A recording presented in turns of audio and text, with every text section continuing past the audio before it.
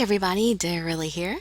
Thank you so much for joining me for another episode of Code Realize, Guardian of Rebirth. And we are still on Lupin's path. I believe this is our 5th episode. And now that Lupin has had some time to refresh himself, we'll get back into the game. You can just sit back, relax, and let me read you a story. That was a quick change. He puffs his cheeks, then flips his cape in a dramatic flourish. I blink, and in the next moment, Lupin's outfit has changed as if by magic. Lupin, why the sudden costume change? We're about to break into the palace. It's important to shift gears. I see. Did you want to change as well? No, thank you. Suit yourself. Let's get going. Lupin begins running, and I follow. We head towards a flame that burns red against the dark sky. Buckingham Palace should be at the center of it. The flames swirl in the air. Until I came here, the reality of the word rebellion hadn't really hit me. It had all felt like something that was completely disconnected from me. But now it's different. It's a reality that I can reach out and touch. It's a tragedy taking place right before my eyes. This is horrible. The cacophony of the bombing assaults my ears, and the flames engulfing the houses scorch my skin. Luckily, there are no people around. Or perhaps it would be more accurate to say that there are no moving people around. Okay, they're missing a part of a sentence here. I didn't skip anything. In the fires, if I look very closely, I can see charred figures on the ground. Don't look. We're here on a mission. Don't think about anything else. I know. I nod in response, pushing down the emotion that rises within me. I run after Lupin as he proceeds, avoiding streets blocked by flames or debris. When I hear a sinister sound behind me. That's not good. Duck! Lupin knocks me to the ground, diving on top of me and holding his silk hat to his head with one hand. At the same time, a small aircraft, flying so low that it blasts through the rooftops, zooms past. Are you all right? Yes, I'm fine. Thank you, Lupin. No time for pleasantries. Look at that. I follow Lupin's gaze. The aircraft that flew overhead is making a wide turn in the sky. It seems like it set its sights on us. Damn it! That thing needs to pick on something its own size. Lupin gets up and grabs my hand and starts to run. I look behind me, seeing that the aircraft is most definitely targeting us. It's hard to tell if the pilot was ordered to kill any citizens it sees, or if he recognizes me and Lupin. Or perhaps he thinks of killing as nothing but a game. This way.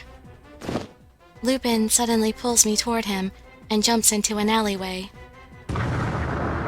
In the next moment, I hear a huge explosion behind us, and a blast of hot air and flame swallows the street we had been standing in.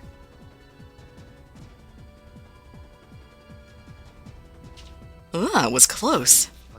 Let's keep moving. Who knows, there might be a chance that this whole area might be blown up at random. If we're 1 second late in making a decision, we may die. Well, you don't know anything about the timing of anything. You could actually be too early and die. My shoulders begin to tremble, and fear gradually spreads within me. However, It's fine. I've got you. I'll protect you. Lupin stands up and smiles at me, his eyes behind his mask filled with the same light as always. But still, we have no time to waste. We're almost at the palace. Let's do this together. I take the hand proffered towards me and give Lupin a determined nod. We cautiously look out at Buckingham Palace from a hidden spot in the alley. It looks very strong from this distance, but The palace is surrounded by a large number of soldiers. Most of them wear the standard British military uniform. I see a few Twilight soldiers here and there, giving orders to the other soldiers. Just as I thought, Twilight's involved. There are so many, there's no way Victoria can... Just as I say this, I hear several gunshots coming from the direction of the palace. Is she still fighting back? We'll just have to hope that they're holding up. Let's go. Can you get us past the rebels? Oh, making fun of those guys would be a lot of fun. But that probably wouldn't be the best course of action to take right now. So, what exactly do you plan to do? A brilliant thief makes a brilliant entrance. Just leave it to me. We'll get right in there and save Her Majesty the Queen. I hear the sound of running water. It's dark, and I can't see anything. Although the city above is engulfed in flames, there is no sign of that down here. It's very quiet. All that's down here is the soft sound of water flowing and dripping, and a foul smell.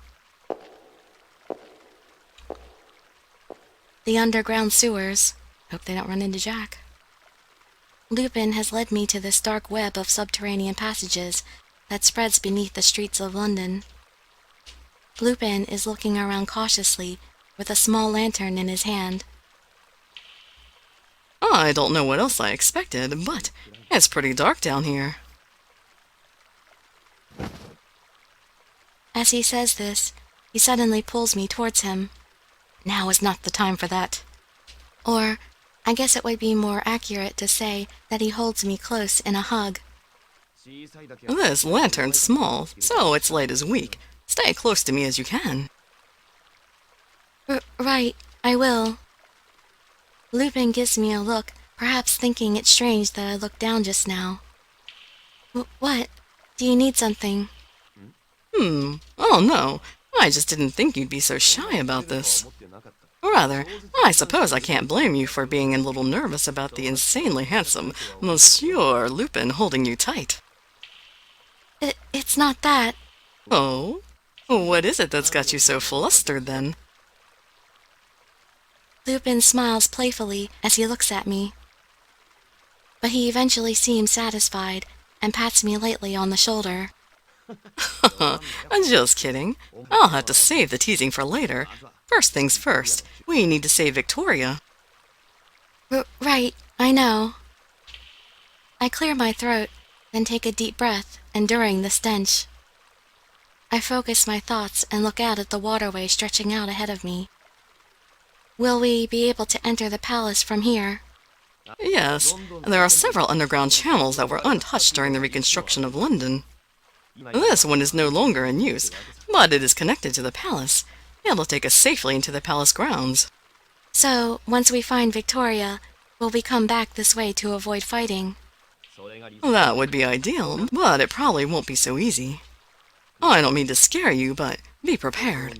Once we get through here, a real battlefield awaits us. Be on high alert. Look around you as much as possible, but pay attention to me and don't miss the signs I give you. Got it. I don't know if from fear of what awaits us, or from loneliness. I realize that I'm holding on to Lupin's arm tighter than necessary. I'd said I wanted to come along myself. I wanted to help him. I'm so ashamed of how I'm acting now that I'm about to face real danger. Cheer up. Who do you think is right by your side?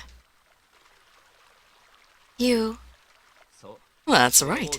Arsène Lupin, gentleman thief. And I always get what I want without fail. I laugh a little at his words. Oh, but we did fail at kidnapping Finis before, so that might not be completely true. There was a change of plans midway through. We were able to make our escape safely. That doesn't count.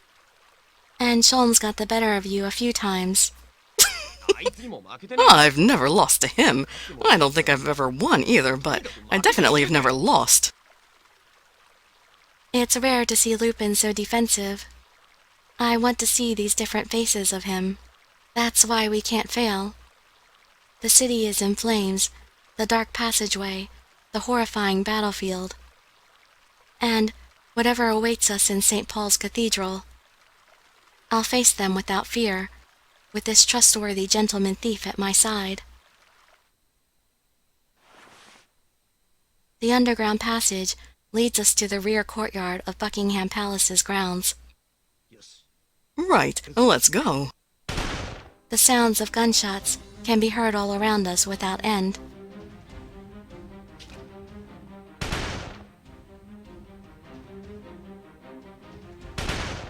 British soldiers are shooting at one another in the moonlight.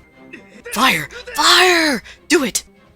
But these are friendly forces. I can't shoot at them. They betrayed the Queen. Don't you sympathize with them, or you'll end up dead. We can clearly hear the chaos as we hide from the soldiers. This very chaos makes it seem like the revolting troops had the upper hand. It's even obvious to me, and I'm hardly a soldier. The palace will soon be taken. Get down! Huh? My body reacts faster than my mind. I duck my head, and a blade slices through the air above me. I roll to the side and jump to my feet, seeing Lupin's stick block another strike from the sword. Lupin! I don't have time to play with you. Lupin points his walking stick directly at the Twilight Soldier's face. The soldier freezes for a moment, perhaps not knowing what to expect from Lupin's action. A cloud of gas erupts from the end of the walking stick. As soon as the gas hits the man's face, he falls to the ground, squirming. Is that poison? No, just my special, super powerful tear gas. Our friend here might well be wishing he was dead right now. But he's the one who picked a fight with us. Oh well, just stay put, all right? Lupin grins, then quickly takes on a serious expression. Let's hurry. The rebelling troops have more of an upper hand than I thought. I hope Victoria hasn't been captured.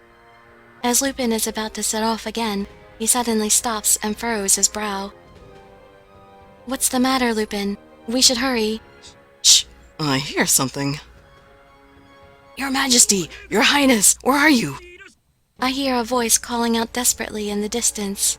I've heard this voice before. Lupin, was that... Yeah, that's the old man for sure. There was a lot of echoing. It was probably coming from the East Passage. You can tell that much. You have such good ears, Lupin. That's what a lifetime of thieving will do for you. Let's go. We'll get that old man to join forces with us. I start to run after Lupin. I don't pay any mind to the soldiers fighting around us as Lupin finds us blind spot after blind spot to dash through. That's amazing, Lupin. I can't help but voice my admiration for his skill, despite the situation we're in. He's taught me the basic techniques of being a thief, but the techniques on display here are on an entirely different level. The basic ability to find a place to hide becomes almost magical when Lupin carries it out flawlessly. If I'm not careful, even I would lose sight of him. I do my best to keep up. Thanks to Lupin's guidance, we're almost to the center of the palace without facing any more danger. Even once we're inside, I still hear gunshots all around us. The fighting is going on inside, too. Where are you, Your Majesty? Are you safe? Stupid old man. Yelling so loudly is only going to draw the enemies to him. The Queen wouldn't be able to come out even if she wanted to with him shouting like that. Lupin looks ahead, amazed at the man's ridiculousness.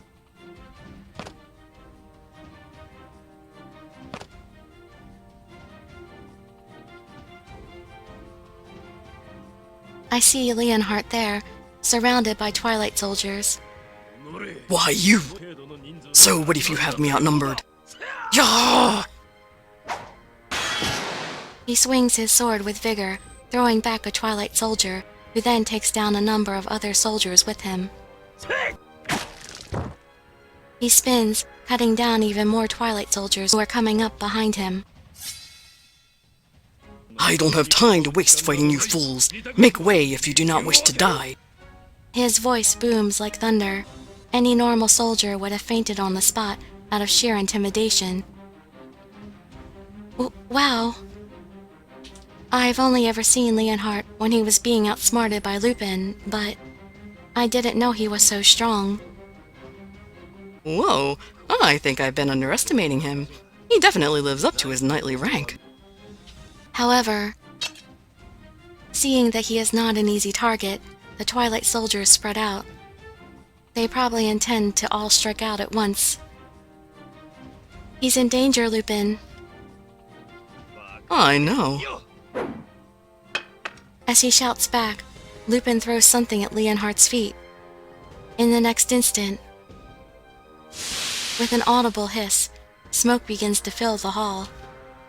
I thought that it was one of Lupin's usual smoke bombs, but I'm shocked to see soldier after soldier topple to the floor as the smoke reaches them.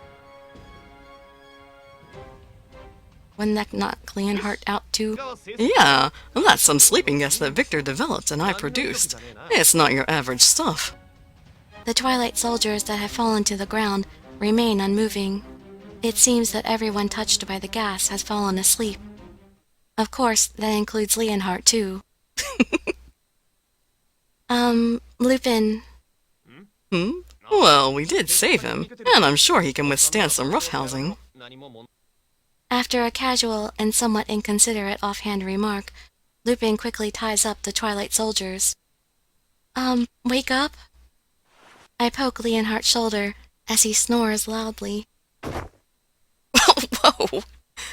Leonhardt jumps up, awake from his peaceful slumber. You're... We meet again, Leonhardt. Wakey, wakey. Lupin, so you're taking advantage of the chaos to break in. Well, your luck ends here. I shall punish you. What are you talking about? Do you really have time for that? Look around. Who do you think helped you just now? That face! Leonhardt turns around in surprise, finally realizing what happened after Lupin has pointed it out. Was this your doing? It looked like you were in some danger, so we went ahead and helped you. That about sums it up. No one's stopping you from bursting into tears and thanking us right now. What is it you're after? Knowing you, this cannot be a random act of kindness. Hey, that's rather unkind, but you're not entirely wrong. Lupin waves a hand dismissively, then looks back at Leonhardt with a serious expression. You want to save Victoria, don't you? Then work with us. We have some business with the Queen as well. A gentleman thief and his pupil will lend you a hand. You're asking me, the sword of the Queen, to cooperate with a lowly robber. If you want to place your pathetic sense of pride before the Queen's life, well, that's fine by me. But we're after the same thing. We stand a better chance of rescuing her if we combine our forces. It's very straightforward, that's all. Leonhardt doesn't hesitate. He glares angrily at Lupin through narrowed eyes.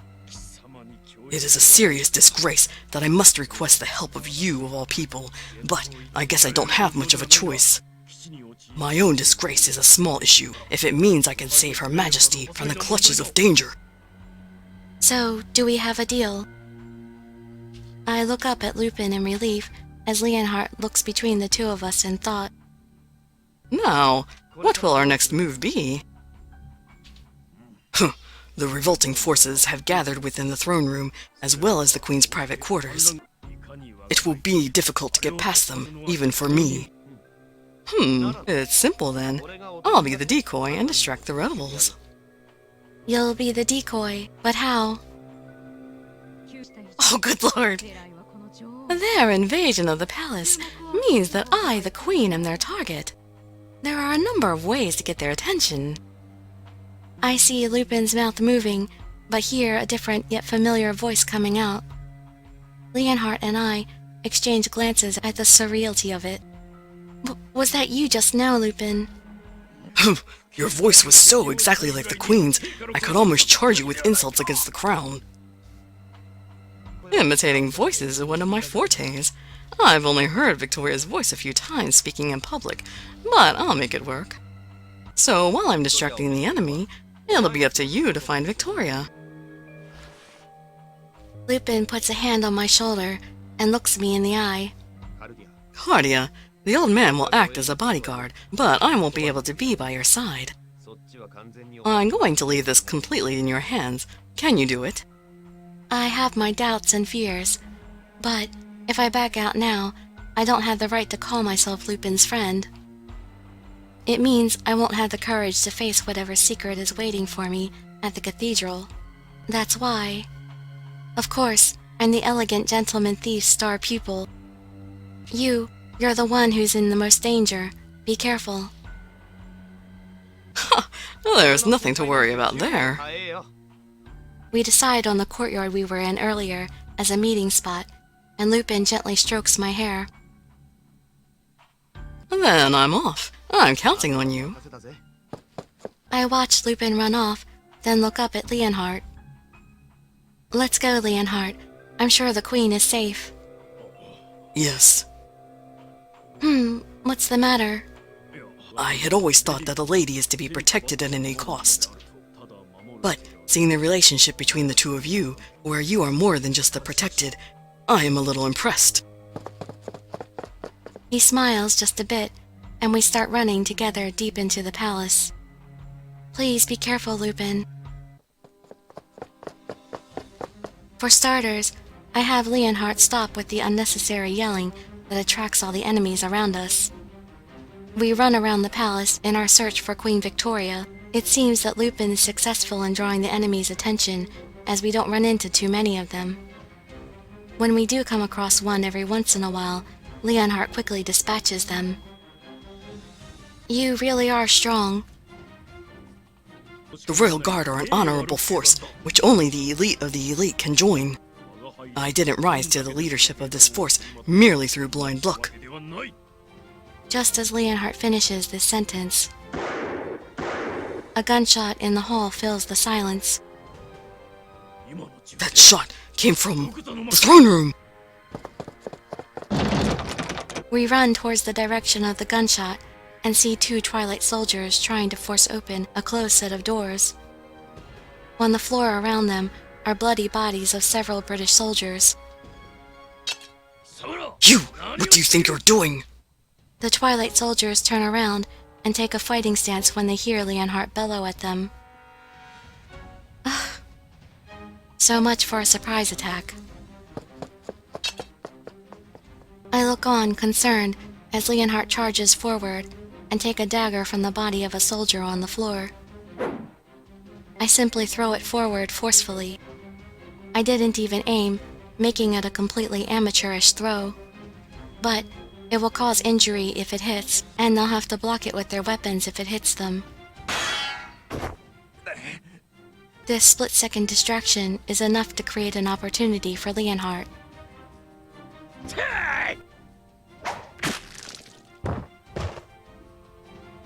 Much appreciated, young lady. An excellent toss. If you really are thankful, it would be great if you could begin acting with a little more caution. I'm not sure if he hears me at all, but he hastily puts his hands on the doors. However, the doors won't budge. Of course. Your Majesty, are you all right? It is I, Leonhardt. I have arrived to rescue you. Soon after Leonhardt calls out, I hear the sound of something heavy being pushed away from the other side of the door. The doors open to reveal Queen Victoria standing there. None of her guards are with her, so whatever this heavy thing was she was barricading with, she lifted it by herself. She stands alone, bravely refusing to give in to her enemies. Leonhardt!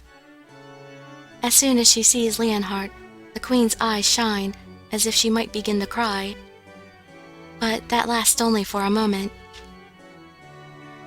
Ah, my Queen! You're safe! Yes, the Royal Guard gave their lives to protect me. Leonhardt, So many of your men have lost in battle. It is an honor to the fallen to have been able to protect you with their lives. Please, we must make it out alive, for their sake as well. Victoria heaves a small sigh. When she raises her face again, she is already cloaked in the air of regality. You there! We've met once before. At the ceremony, with Victor Frankenstein and the others. If you are with Leonhardt, can I take it that you're on my side right now? Yes, we need your help, and we can't allow you to get captured by the rebels. But we'll talk about that later. First, we need to get out of here. Are you saying you've secured me a means to escape? Yes, Lupin, my friend, has prepared a way out. Come with me. We're supposed to meet him in the courtyard. Your Majesty, we can trust her. She must be quite something if she compels you to say that. She smiles lustrously, then nods at me and starts walking. I don't have any other choices right now. Anyway, let us go.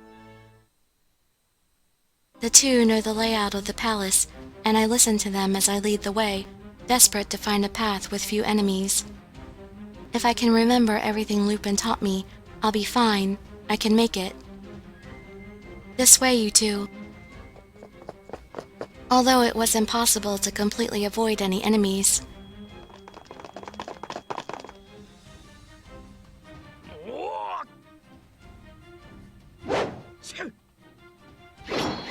Every time we encounter the rebels, Leonhardt's swordsmanship and burning need to protect Victoria get us through. I don't know what would have happened if I'd been alone. I'm thankful for Leonhardt's skills as I hurry out to the courtyard.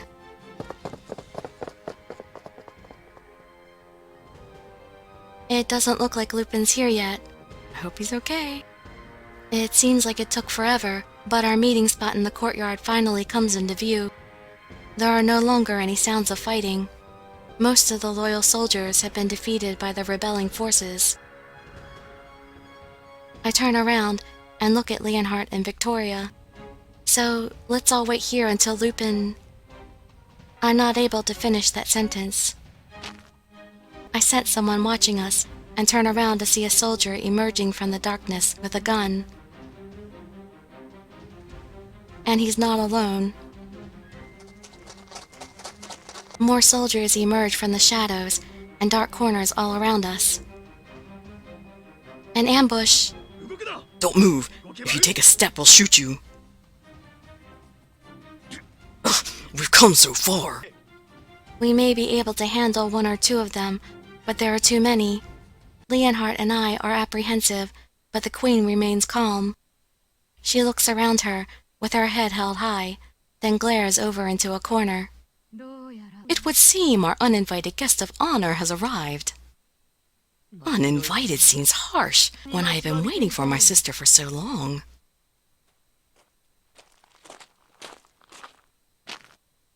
A small figure appears from behind the soldiers. I've seen this person before. There's no way I could forget him. Not after seeing him die in front of me, impaled on Saint Germain's blade.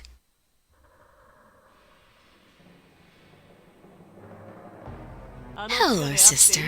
I haven't seen you since we met below the ground. And I have to stop this video here. I'm sorry this isn't the greatest stopping point. Well, I hope to see you in the next video, or perhaps some of my other ones. And I'd be so grateful for any likes, comments, subscriptions, or shares with any of your friends to show some support. Thank you so much for joining me, and I wish you all health, happiness, and safety. Dirili signing out. Bye-bye, everybody.